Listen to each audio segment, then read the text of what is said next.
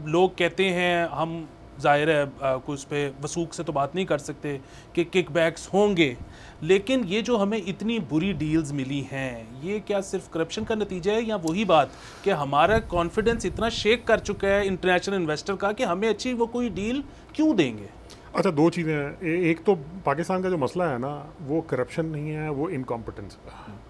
आपका state structure extremely incompetent है। मतलब उसकी मिसाल ये है बेसिकली कि इंपोर्टेड कोल के प्लांट लगे और वो साहिवाल में लगे। ठीक है, ये मतलब एक हाइट है इनकॉम्पिटेंस की। अभी पीछे ये नीलम जेलम के ऊपर एक इशू चल रहा है, अगर लोगों को याद हो तो 2013-14 में मिनिस्ट्री ऑफ पावर और मिनिस्ट्री ऑफ लॉ के बीच में ये 12-13 में यही मसला पड़ गया था और प्रोजेक्ट उस वक्त स्टॉल हो गया था क्योंकि आई थिंक उस वक्त राजा परवेज़ अशरफ साहब वज़ीर तवानाई थे और बाबर अवान साहब वज़ीर कानून थे। और ये बेसिकली कोई वहाँ पे टेक्निकल इश्यूज़ की वजह से कंपनी टैरिफ रीनिगोशिएट करना चाहती थी। उसका ख्याल था कि यहाँ कुछ इशूज़ एग्जिस्ट करते हैं और वो बाबर अवान साहब उसको स्टॉल करके बैठे हुए थे और उसी में गवर्नमेंट चेंज होगी और अगली गवर्नमेंट आई, उसने कहा नहीं सब कुछ जल्दी जल्दी होना चाहिए। वो जल्दी जल्दी होने की वजह से अब दोबारा उसका नतीजा ये निकला है कि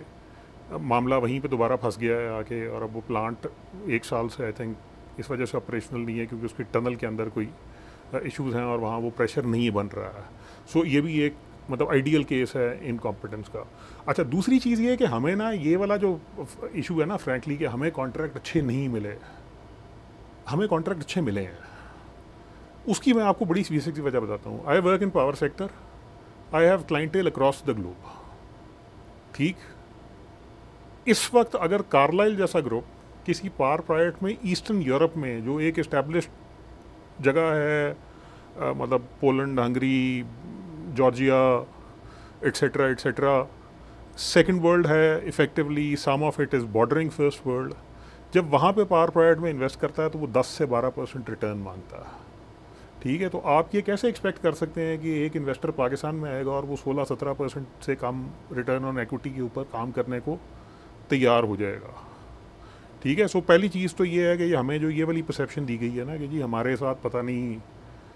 मारे गए लुटे गए, होना यही है। दूसरी चीज़ ये है कि अब जाके ये बात, अगर आपको याद हो आपके साथ कभी वो एक दूसरा आपका शो है उस पर एक दफ़ा हमारी बात हुई थी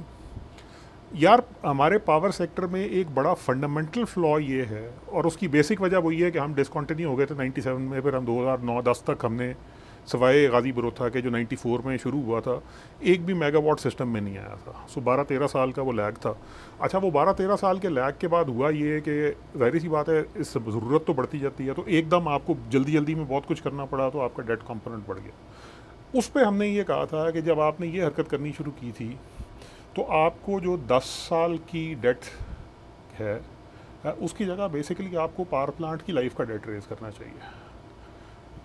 क्योंकि उसकी बड़ी सीधी सी वजह है, अगर आपने घर के लिए